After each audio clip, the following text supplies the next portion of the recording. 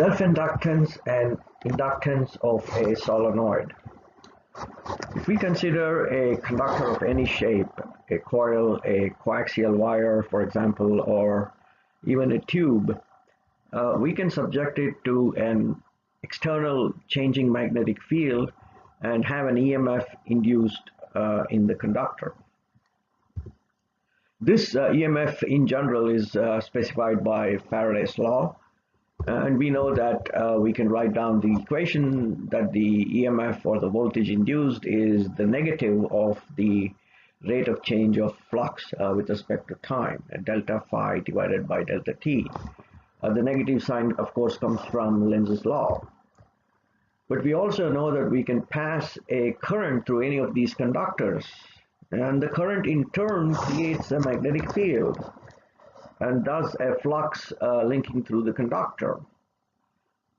How much flux is linked through the conductor clearly depends on the geometry of the conductor. For example, if I have a circular coil, a solenoid with n turns, as opposed to a solenoid, let's say we make it out of turns which are wound in a square loop rather than a circular loop, the amount of flux linking through the turns will be different. This self-generated flux, when it's changed, will also induce an EMF. And the question we are trying to ask is, how is this related to the current we are trying to pass through the conductor? Clearly, the EMF is proportional to the rate of change of the current, because the current is always proportional to the field, and the field is what is involved in giving you the flux. We know that the EMF is proportional to the change of the flux, but since the flux is coming from the current, it has to be proportional to the change of rate of change of the current. So we can write the EMF produced is proportional to delta I divided by delta t, or we can remove the proportionality sign and write E equals minus L, where L is some constant, times delta I over delta t. And of course we know that this E is given again by Faraday's law, and if you rearrange terms, you find that the inductance, what we call L as the inductance, this constant that we introduced, and that's simply equal to delta phi over delta I. So the inductance is a property that's purely dependent on the geometry of the conductor, and you can think of it as a figure of merit of how good is the conductor in converting a given change in the current, which is at the bottom here, to a corresponding change in the flux. And this concept is analogous to the concept of capacitance, which we defined as C equals Q over V, which is a figure of merit for how good the capacitor is in storing charge at a certain potential.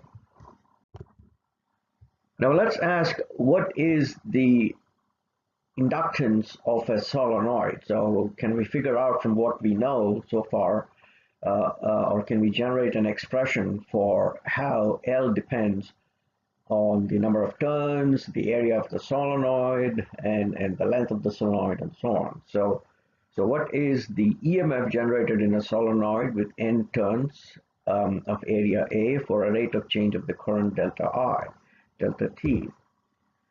So to do this, we need to start with what is the flux linking through the solenoid. And we know that that comes from calculating the magnetic field, which is mu0 times the little n times I.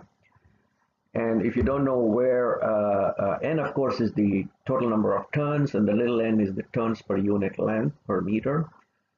If you don't know where the expression mu0 ni comes from, you can go back and review the notes on applying Faraday's law to a solenoid to calculate this central magnetic field.